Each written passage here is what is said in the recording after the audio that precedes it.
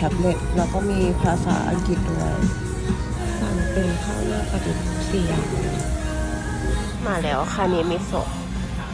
หวานมากอร่อยมากเมื่อกี้ลืมฝากกล่องไว้ที่ร้านอ่ะแล้วพนักงานเขาก็วิ่งออกมาให้เลยน่ารักมาก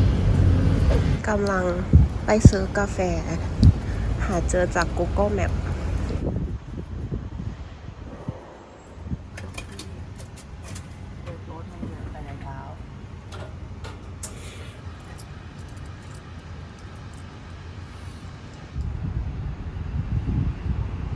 วันนี้เรามี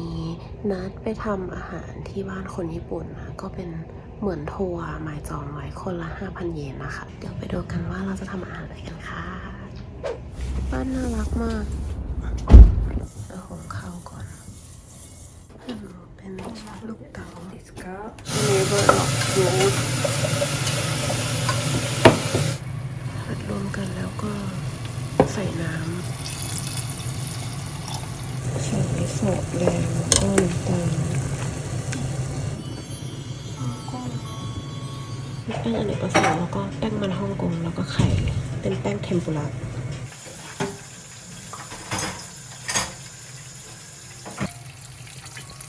โอเคน้ำกุ้งน้ำใส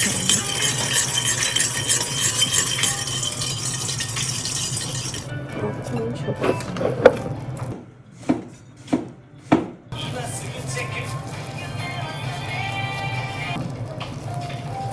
ม่ได้วางก่อนก็ได้เราคือออกมาจากพลาสติกข้าวปั้นอันแรกเทมโมสุเป็นข้าวปั้นเทมปุระทำมา10 อันเลยจะกินหมดไหมเนี่ย2 คนรอบต่อโคตร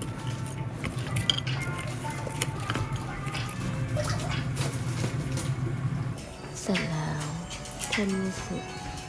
ต้มมิโซะแดงแล้วก็ไก่ทอดค่ะเราจะกลับนาโกย่าก่อนกำลังจะไปนาปานาโนซาโตะนะคะ Google Map พาฉันไปไหนอีกแล้ว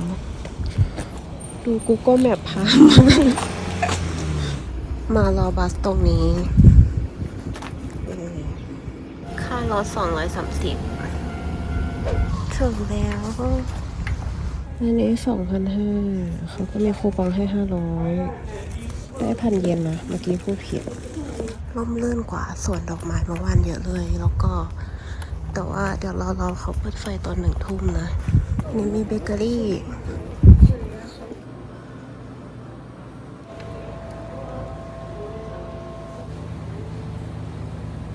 ซื้ออันนี้กินเมนไทโกะปังก่อนข้างในเป็นเมนไทโกะมายองเนส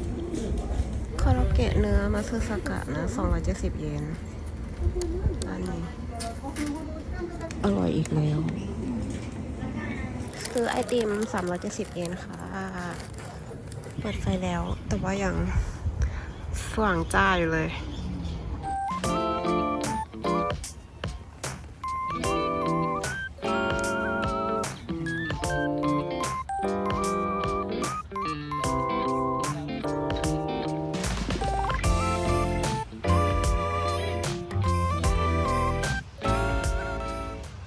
นี่เริ่มมืดแล้ว